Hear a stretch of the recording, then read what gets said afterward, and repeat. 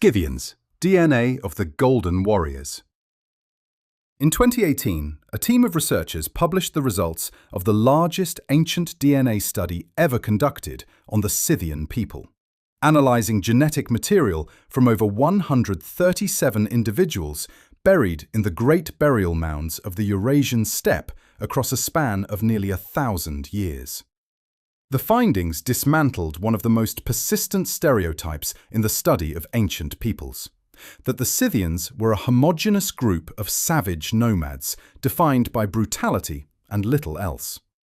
What the DNA revealed was something far more interesting and far more human. The Scythians controlled the vast grasslands stretching from the Black Sea coast in the west to the borders of China in the east, a territory larger than the continental United States, from roughly the 9th to the 2nd centuries BC. They left no written language of their own, they built no cities, they left no libraries, no legal codes, no philosophical texts. By the standards that ancient historians, most of them from settled, literate civilizations, used to define cultural achievement, the Scythians were easy to dismiss. What they left instead was gold. Extraordinary quantities of it, worked into objects of such technical and artistic refinement that they startled the ancient world and continue to stun museum visitors today. And they left their dead, buried in great earthen mounds called kurgans, some of them rising over 20 meters from the flat steppe, containing the bodies of warriors and royalty surrounded by everything they would need in the afterlife. The Greek historian Herodotus, writing in the 5th century BC, described the Scythians in detail that mixed genuine observation with the kind of sensational exaggeration that Greeks deployed when writing about peoples they found frightening. He wrote of warriors who drank from the skulls of enemies, who wore cloaks made from the scalps of defeated foes, and who used human skin to make quiver coverings.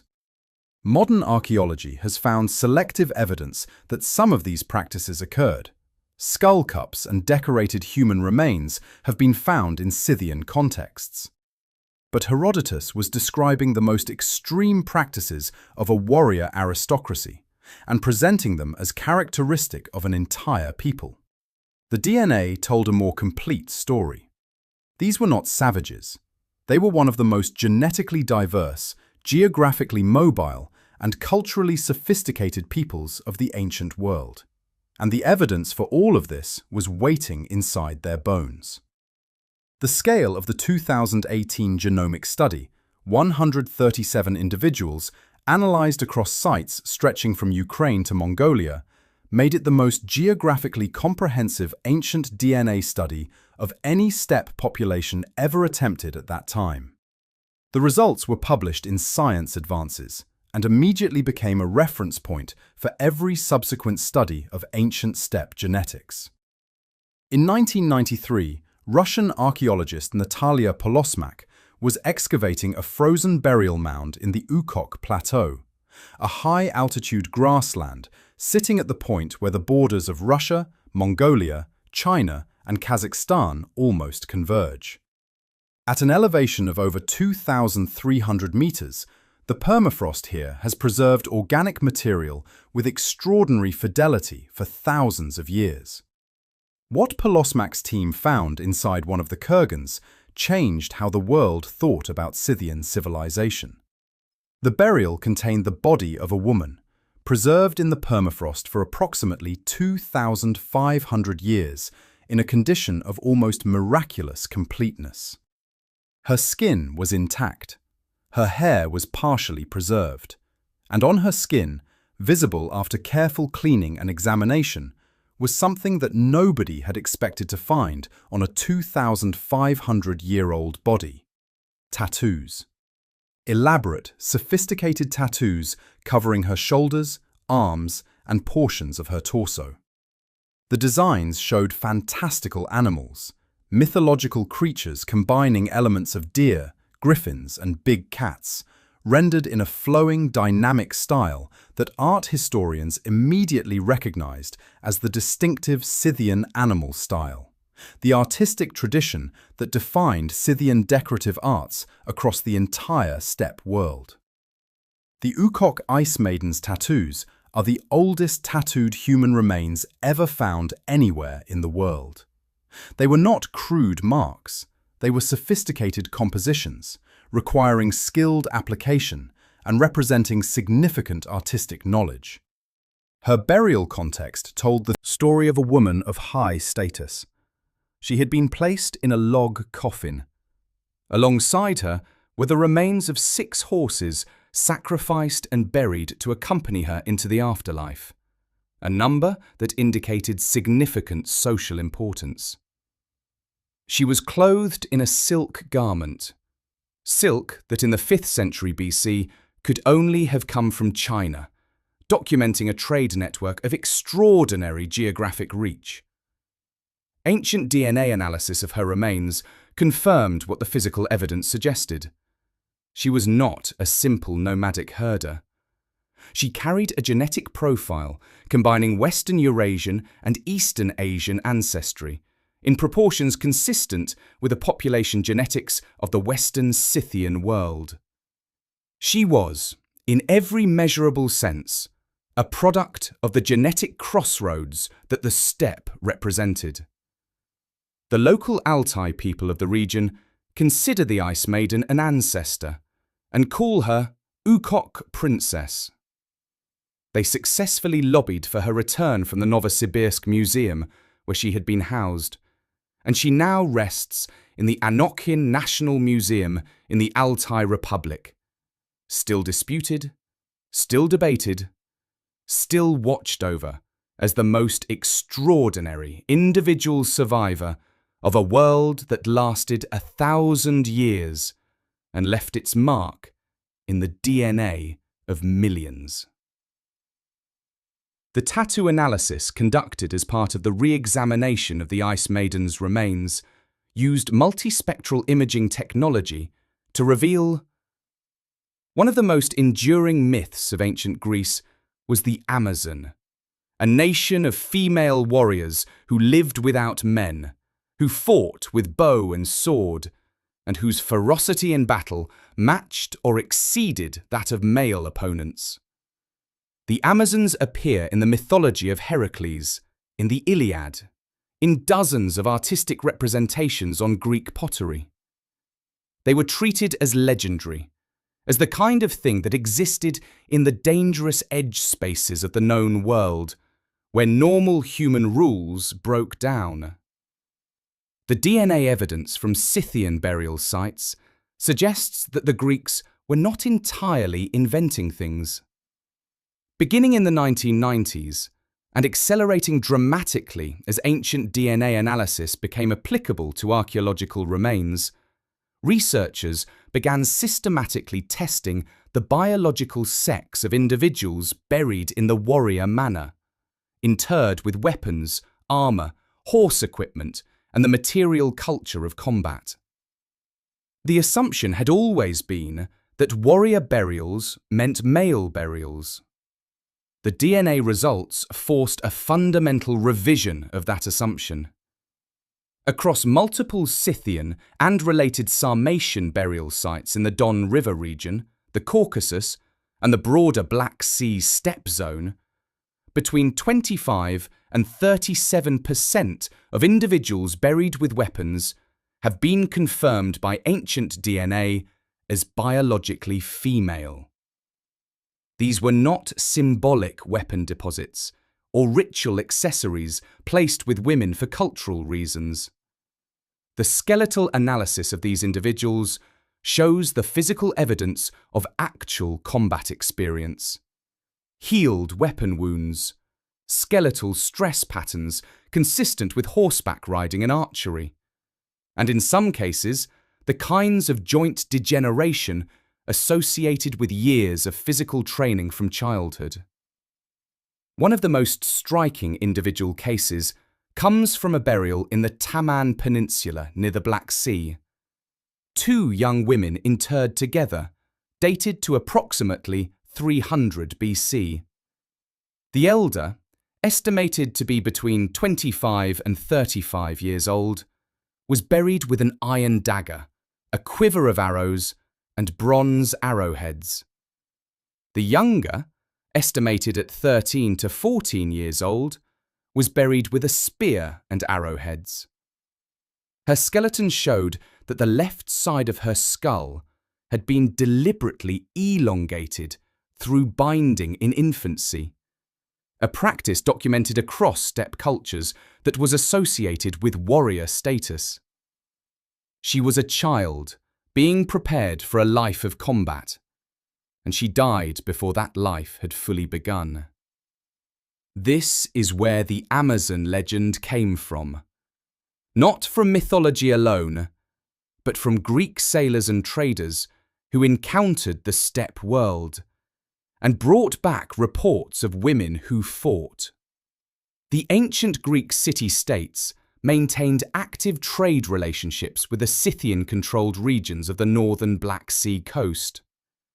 The popular image of the Scythians as a single, unified ethnic group, a specific people with a specific racial character, is one of the things that the ancient DNA evidence has most comprehensively dismantled. The 2018 study in Science Advances and the broader body of ancient DNA research on steppe populations has established that what we call Scythian was a cultural and political category, not a genetic one. The people who shared Scythian material culture, the kurgans, the animal-style art, the horse equipment, the weapon types, came from dramatically varied genetic backgrounds. The westernmost Scythians, in the Pontic steppe north of the Black Sea, showed genetic profiles with strong connections to the earlier Yamnaya culture populations, the Bronze Age steppe pastoralists whose expansion had already transformed much of Europe. Moving eastward across the steppe, the genetic profiles shifted progressively, picking up increasing proportions of Eastern Asian ancestry. By the time you reach the easternmost Scythian populations, in what is now Mongolia and the western Chinese borderlands, the genetics look substantially different from those of the Black Sea Scythians, despite the shared cultural markers. What this means historically is profound. The Scythian cultural sphere was not an empire in the conventional sense, not a state with a capital, a bureaucracy, and a legal system enforcing uniformity. It was a shared set of practices, technologies, beliefs, and artistic conventions that spread across the steppe through trade, intermarriage, and the prestige of successful warrior elites. The same weapon types and artistic motifs could be adopted by populations of completely different genetic ancestry because they represented a successful adaptation to steppe life, not a biological inheritance. The genetic diversity within Scythian populations also documents the marriage alliances and diplomatic relationships that held the steppe world together. DNA analysis of individuals within single burial mounds shows that some families within the elite were highly mixed, combining ancestry from the eastern and western ends of the steppe world in single households, suggesting that the strategic intermarriage of elite lineages was a deliberate policy for building and maintaining political networks across thousands of kilometers of grassland. The 2021 follow-up study, published in Current Biology, which analyzed an additional 111 Scythian-era individuals, specifically from the Pontic steppe, confirmed and refined the picture from the 2018 analysis. The newer study found evidence of a relatively rapid genetic shift in the Pontic steppe populations between the Bronze Age and the Iron Age, consistent with significant population movement from eastern steppe zones into the western Scythian heartland during the period when Scythian culture was consolidating. Herodotus wrote about something that modern chemists, archaeologists, and ancient DNA researchers have now found direct physical evidence for: the Scythian use of cannabis in ritual contexts. The passage from Herodotus describes the purification ritual after a Scythian burial. The mourners, he wrote, erected small tent structures, placed hemp seeds on red-hot stones inside the tent, and inhaled the vapor that resulted. He described them as howling with pleasure. Modern readers encountering this passage typically either dismiss it as Greek exaggeration or treat it as a colourful ethnographic curiosity. Then, in 2019, researchers excavating a burial site in the Caucasus region of Russia, associated with a related but distinct group called the Scythian-affiliated Saka, found something remarkable inside a set of golden cups discovered in a tomb. Chemical residue analysis of the interior of the cups detected compounds consistent with cannabis and opium. The vessels had been used, most likely, in precisely the kind of ritual context that Herodotus described. This finding was not entirely surprising to specialists. The physical and chemical evidence for psychoactive plant use in steppe cultures had been accumulating for years. What made the gold cup discovery significant was the directness of the evidence. Actual residue inside actual vessels from a well-dated archaeological context, and the confirmation that the specific plants Herodotus mentioned were genuinely present in the ritual toolkit of steppe cultures. The funeral rites that Herodotus described were among the most elaborate in the ancient world. The burial of a Scythian king or major chieftain involved a process that lasted approximately a year, during which the body was preserved and transported across the territory, allowing subject peoples and allies to participate in the mourning. When the burial finally occurred, the scale was staggering.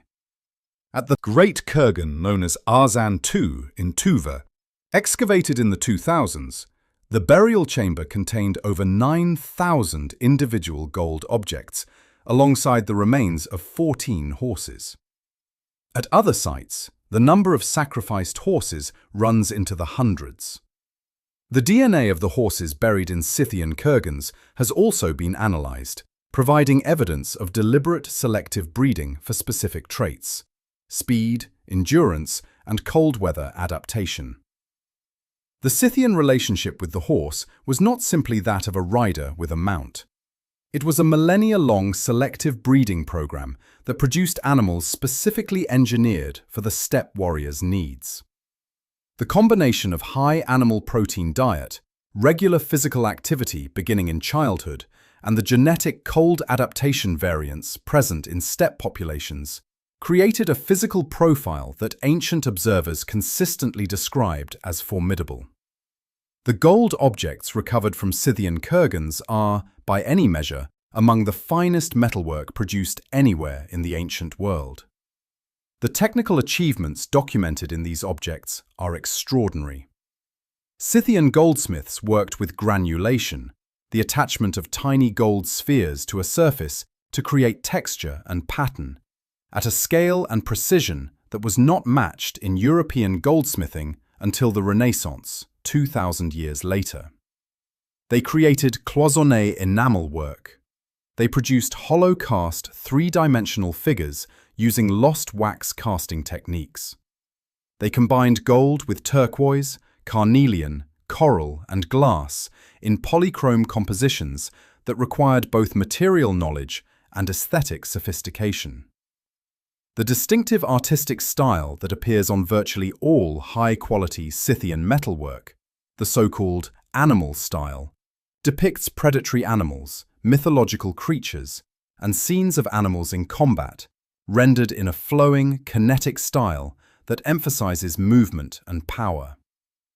The stag with its legs folded beneath its body in a specific pose, the eagle griffin with its curved beak, the panther curled in a circle.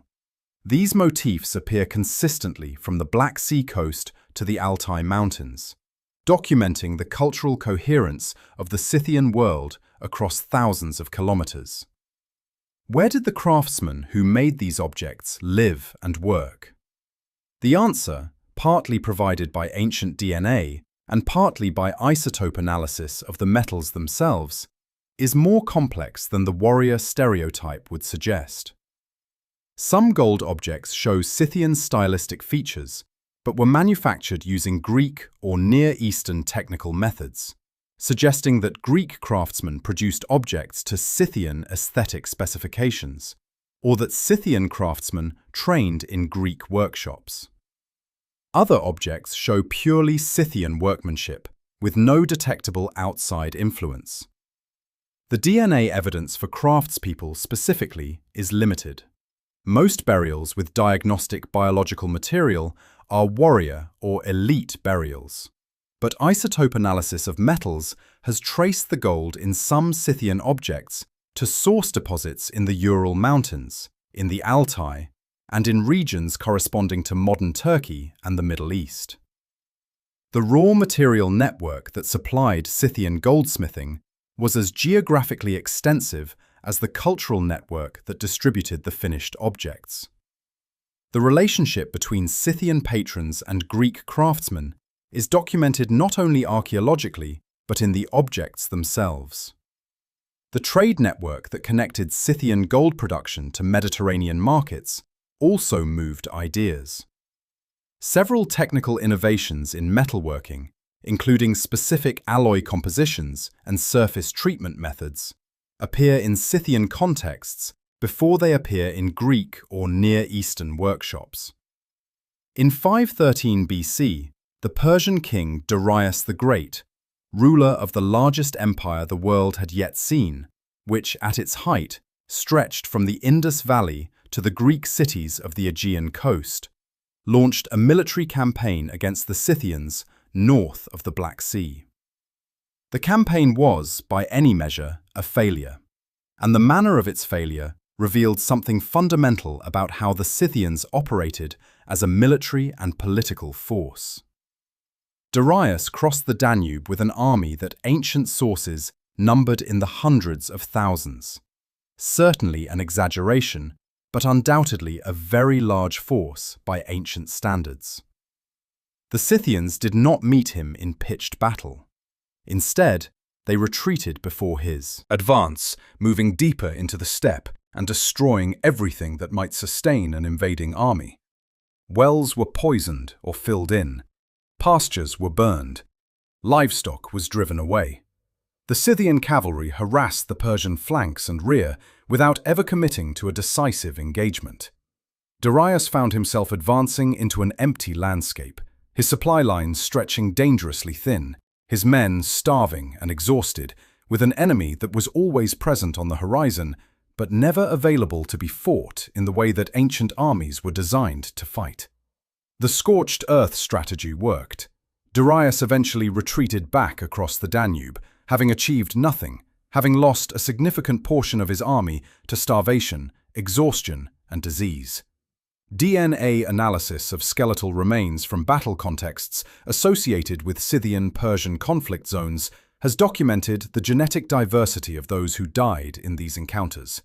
The remains of individuals identified as Persian or Near Eastern soldiers, by grave context, associated objects, and DNA profiles consistent with Near Eastern ancestry, have been found in sites corresponding to the campaign route. The physical evidence of the campaign's human cost is preserved in bone. The Scythian military achievement against Darius was not forgotten in antiquity. It established the Scythians' reputation as an opponent that conventional military power could not easily subdue, a reputation that influenced how subsequent empires planned, or declined to plan, campaigns in the steppe zone. Alexander the Great, who followed Darius by 2 centuries and conquered vastly more of the known world than his Persian predecessor, nonetheless declined to pursue any sustained campaign into the Scythian heartland after an initial probing expedition to the Jaxartes River encountered precisely the mobile, evasive resistance that had defeated Darius. The steppe was, as ancient strategists recognized, a different kind of military problem than anything the settled world knew how to solve. The ancient DNA of Scythian individuals, combined with isotope analysis of their bone and dental chemistry, has allowed researchers to reconstruct the physical lives of these steppe warriors in remarkable detail. The dietary signature in Scythian bones is consistent and distinctive. Stable isotope analysis, measuring the ratios of carbon and nitrogen isotopes in bone collagen, shows a diet overwhelmingly dominated by animal protein, with very high nitrogen ratios indicating top-level consumption of animal products, including meat and dairy. Scythian populations were among the most carnivorous groups yet identified in the ancient DNA record. The secondary literature on Scythian diet is consistent with Herodotus's descriptions of a horse-mounted culture that subsisted primarily on meat and the products of their herds. The DNA evidence for lactase persistence, the genetic variant that allows adults to digest the lactose in milk, is present at high frequencies in Scythian populations. This is consistent with the broader pattern across steppe cultures, where the ability to consume dairy products from domestic animals provided a crucial nutritional advantage in an environment where growing crops was impossible or unreliable. The selection pressure for lactase persistence in steppe populations appears to have been among the strongest ever documented in the human genetic record. Skeletal stress analysis documents the physical demands of the Scythian lifestyle with uncomfortable specificity. Riders who spend years in the saddle, beginning in early childhood, develop characteristic patterns of wear in the hip, knee, and spine joints that are distinguishable from those of non-riders. Many Scythian individuals show these patterns starting in adolescence, confirming that horsemanship was a skill taught and practiced from very early in life. Weapon-related injuries, healed fractures, cut marks on bone, blunt trauma, are common in the adult skeletal record, distributed across both male and female individuals with similar frequency in warrior burial populations. The evidence of cold adaptation in Scythian populations is more subtle but genetically real. Populations that have lived for many generations in subarctic or continental steppe environments accumulate genetic variants associated with cold tolerance, variants affecting metabolism, fat distribution, and vascular response to temperature.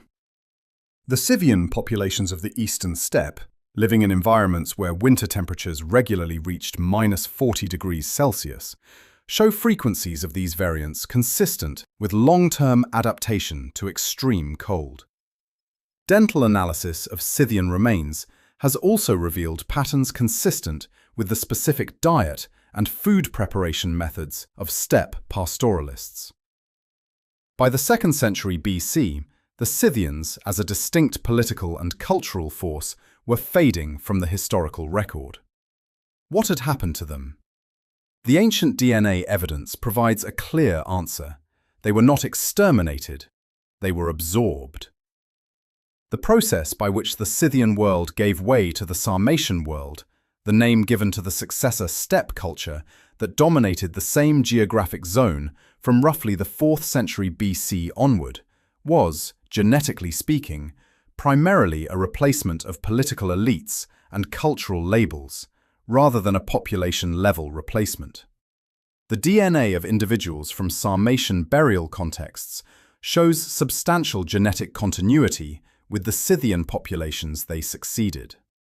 The people were largely the same. The cultural package had changed. But some portions of the Scythian gene pool did move. Westward movement into Eastern Europe left Scythian genetic signatures in populations across the Balkans and the Carpathian Basin. The Ossetians of the Caucasus Mountains, a small population living in what is now North Ossetia in Russia and South Ossetia in Georgia, have been identified through both ancient DNA comparison and linguistic analysis as the most direct surviving descendants of the Scythian Sarmatian populations of the Western steppe. The Ossetian language, a member of the Iranian language family, preserves linguistic features consistent with descent from the ancient steppe Iranian speakers that ancient sources associated with the Scythians. The Eastern Scythians moved in the opposite direction.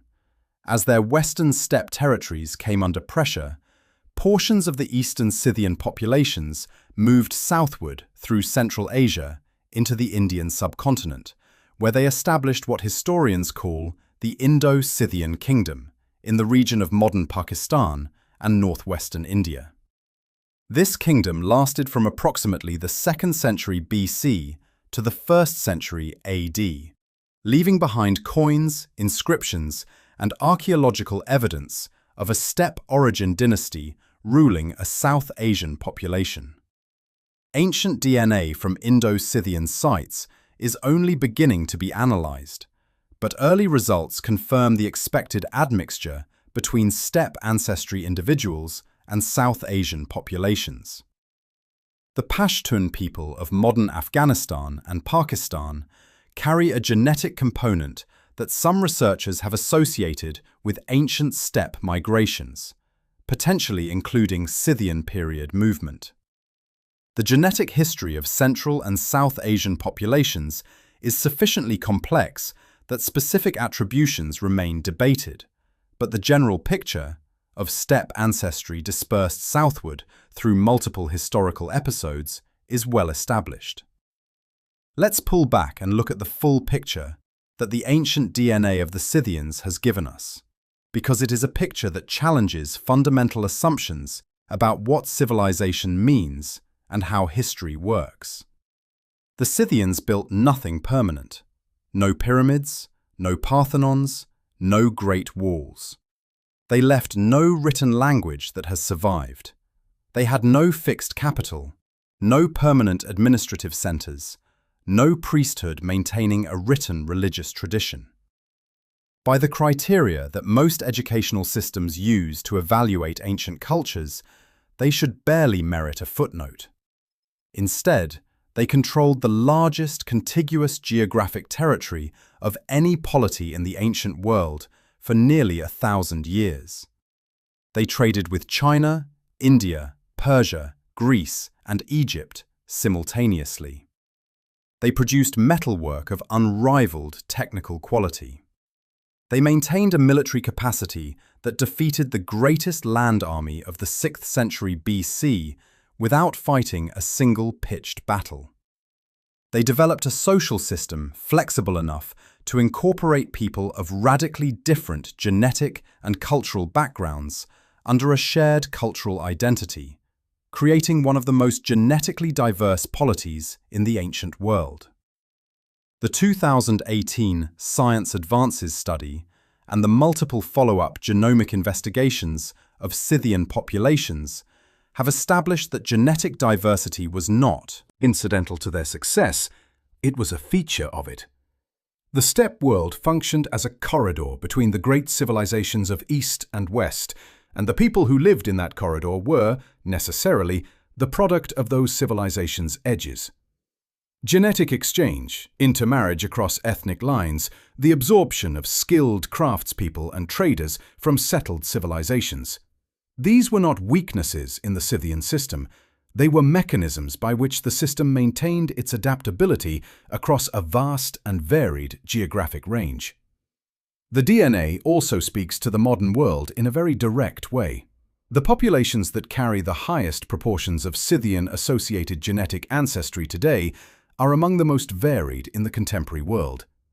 Ossetians in the Caucasus, Kazakhs and Uzbeks in Central Asia, populations across the Iranian plateau, communities in the Punjab and northwestern India.